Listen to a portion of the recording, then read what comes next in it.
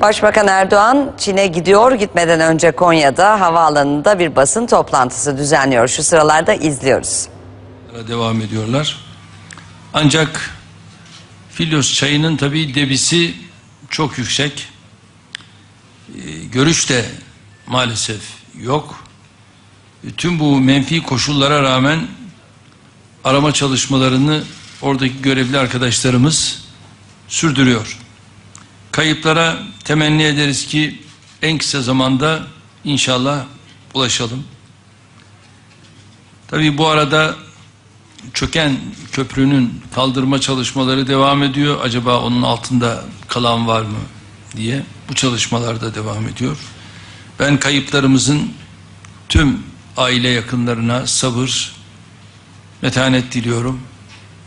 İnşallah en yakın zamanda bizleri güldürecek haberleri, sevindirecek haberleri alırız. Değerli arkadaşlarım, bilindiği üzere Çin Halk Cumhuriyeti Başbakanı Sayın Wen Jiabao 2010 Ekim ayında ülkemizi ziyaret etmişti. Bizler de Sayın Wen Jiabao'nun davetine icabetle 7-11 Nisan tarihlerinde Çin Halk Cumhuriyeti'ne resmi bir ziyaret gerçekleştirmek üzere şu anda yola çıkıyoruz.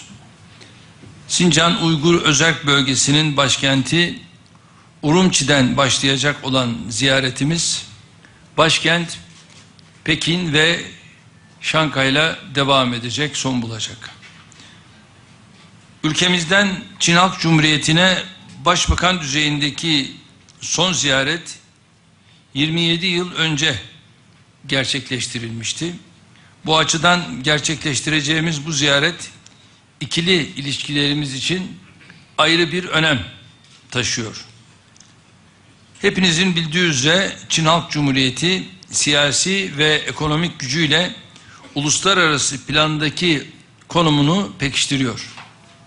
Biz de bu ülkeyle 2010 yılında stratejik işbirliği düzeyine yükselttiğimiz ilişkilerimizi her alanda daha da geliştirmeyi arzu ediyoruz. Bu amaçla çeşitli konulardan sorumlu bakanlarımız, milletvekilleri, bürokratlar ve iş adamları da şu anda heyetimize dahil edilmiş durumda. Yardımcılarımdan Sayın Bekir Bozdağ, Dışişleri Bakanımız Sayın Ahmet Davutoğlu, Ekonomi Bakanımız Sayın Zafer Çağlayan, Kültür ve Turizm Bakanımız Ertuğrul Günay, Ulaştırma Bakanımız Binali Yıldırım ve Enerji Bakanımız Taner Yıldız bu seyahatimde bana refakat edecekler. Ziyaretimin Pekin bölümünde Çinli mevkidaşımla görüşmeler yapacağız. Bu görüşmelerde ikili ilişkilerimizi etraflıca ele almak suretiyle güncel, bölgesel ve uluslararası konular hakkında kapsamlı görüş alışverişinde bulunacağız. Ziyaret sırasında ayrıca Devlet Başkanı Hu Jintao, Şubat ayında ülkemizi ziyaret eden Devlet Başkan Yardımcısı Xi Jinping, Ulusal Halk Kongresi Başkanı Wu Bankuo ve Sincan Uygur Özerk Bölgesi Valisi Nur Bekri ile de görüşeceğim. Pekin'deki temaslarımız sırasında ikili ilişkilerimizin güçlendirilmesine yönelik bazı anlaşmalar da imzalanacaktır. Yine hem Çin'in hem de dünyanın önde gelen ekonomik ve finans merkezlerinden biri olan Şanghay'da iş adamları ve akademik çevrelerle bir araya geleceğiz. Başta da belirttiğim gibi bu ziyaretime Urumçi'den başlayacağım. Böylece Sincan Uygur Özerk Bölgesi tarihte ilk kez bir Türkiye Cumhuriyeti Başbakanı tarafından ziyaret edilmiş olacaktır. Dolayısıyla bu ziyaret aynı zamanda tarihi bir nitelik de arz ediyor. Ben bu anlamlı ziyaretimizin Çin Halk Cumhuriyeti ile ikili ilişkilerimize daha fazla ivme ve içerik kazandıracağına inanıyor. Katılımınız için sizlere de teşekkür ediyorum. Sorusu olan arkadaşlarımız varsa ben sorularınızı alayım. Evet.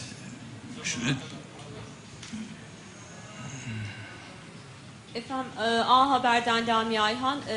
Aslında bu ziyaret ekonomi ağırlıklı bir ziyaret ama şimdi Suriye'den ülkemize gelen sığınmacıların sayısı da her geçen gün artıyor.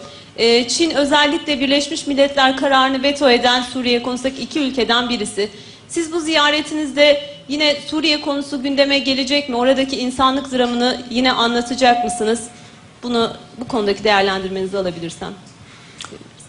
Tabii Suriye konusunun bu ziyaretimizde gündeme gelmemesi diye bir şeyi düşünemeyiz. Özellikle dış politika konusunda Suriye bu ziyaretimizin öncelikli konularından bir tanesi.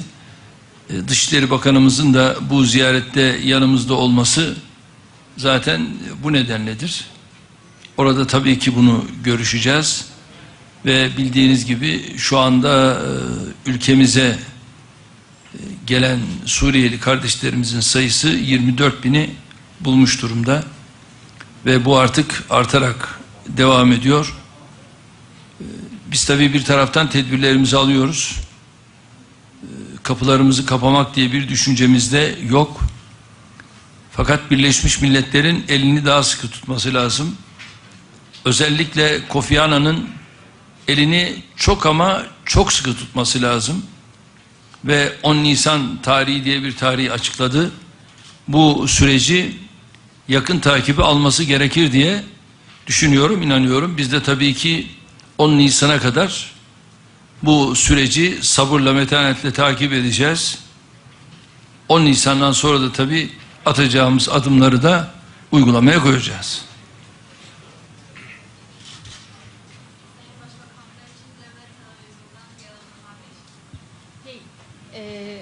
Çince konuşma mı? Konuş ama Türkçe daha iyi bence. Bu defa Çin'e nasıl bir ziyaret umuyorsunuz ve bu defa ziyaret Türkiye ve Çinli ilişkileri nasıl bir etkileyecek? Sağ olun.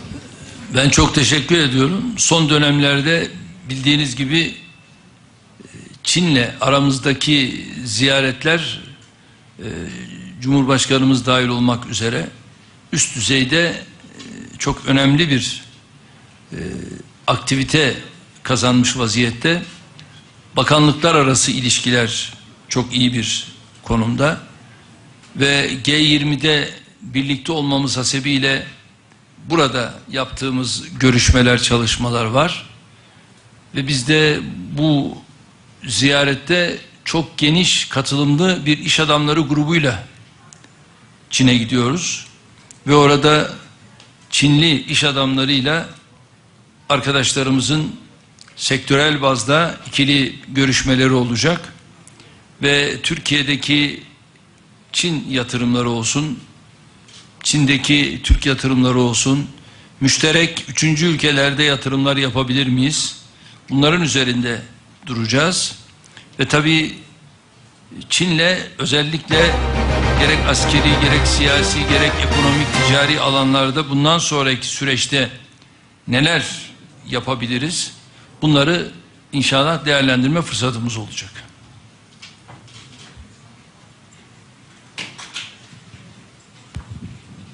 Aysun Torun Habertürk Televizyonu.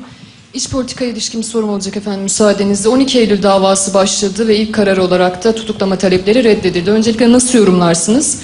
Aynı zamanda Sayın Cumhurbaşkanı Demirel ve Baykal da davaya müdahil olmayacaklar. Bununla ilgili değerlendirmenizi de alabilir miyiz? Teşekkür ederim. Şimdi tabii yargı süreci artık başladı. Biz AK Parti olarak önce bu sürece müdahil olmayacağımızı açıkladık. Bunu net olarak ortaya koyayım. Ama hükümet olarak müdahil olacağımızı açıkladık ve bizim bu müdahil olma talebimiz de kabul gördü. Bu işin bir boyutu.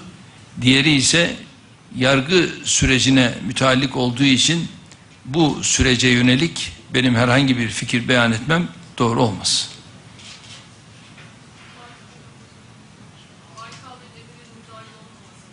Kendi takdirleridir. Bir şey diyelim. Ahmet Dönmez, Zaman Gazetesi'nden. Efendim, Genelkurmay Başkanlığı'nın Uludere ile ilgili raporu Meclis Uludere Alt Komisyonu'na ulaştı. Komisyon Başkanı'nın bir açıklaması var. Gelen bilgi notunun kendilerini tatmin etmediğini söyledi. Sizin de daha önce bir açıklamanız vardı. Uludere, Ankara'nın karanlık dehlizlerinde kaybolmayacak demiştiniz. Bu son gelişmeleri nasıl değerlendiriyorsunuz? Biz ne dediysek odur. Arkasında dururuz, takip ederiz. Zaten bunun neticeleri bize de gelecek. Tabii burada süreci bulandıranlar var. O süreci bulandıranlara da prim vermezseniz, prim vermezsek iyi olur.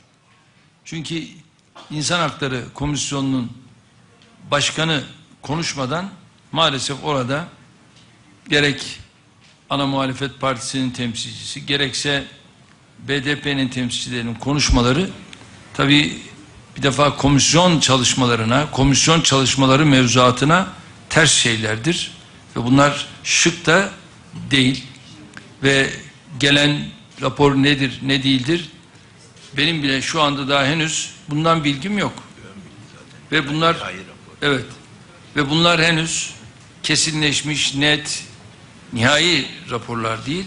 Ve burada bir şeyler çıkarma gayreti içerisinde olanların çalışmalarıdır. Bunlara pek iltifat etmezseniz isabetli olur.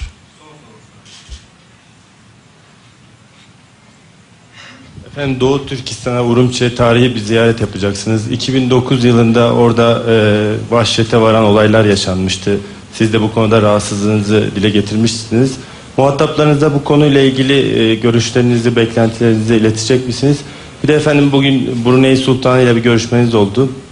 22 milyar dolarlık bir varlığa hükmediyor. Türkiye'ye son dönemde ilgisinin arttığını biliyoruz sultanın. Görüşmenizde bu konuları da görüştünüz mü? Teşekkür ederim. Şimdi şunu tabii çok açık net ortaya koymak lazım. Yani geçmişte oradaki meydana gelen sıkıntıyı bizim biraz ifade belki çirkin olacak ama kaşıma gayreti içerisine girmemiz doğru değil. Bizim yapmamız gereken orada yani bir entegrasyon içerisinde çalışmaların zulme uğramadan oradaki soydaşlarımızın, kardeşlerimizin yaşamasını temine yönelik adımlardır. Bunu başarırsak bu çok daha isabetli olur. Asla zulüm görmelerini istemeyiz. Ortada tabii çok ciddi bir nüfus potansiyeli var.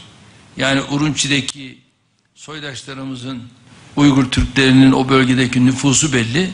Öbür tarafta tabii Hanların olsun, bütün Çin'in olsun, şöyle nüfusuna baktığınız zaman o rakam belli. Yani milyarın üzerinde bir rakam söz konusu.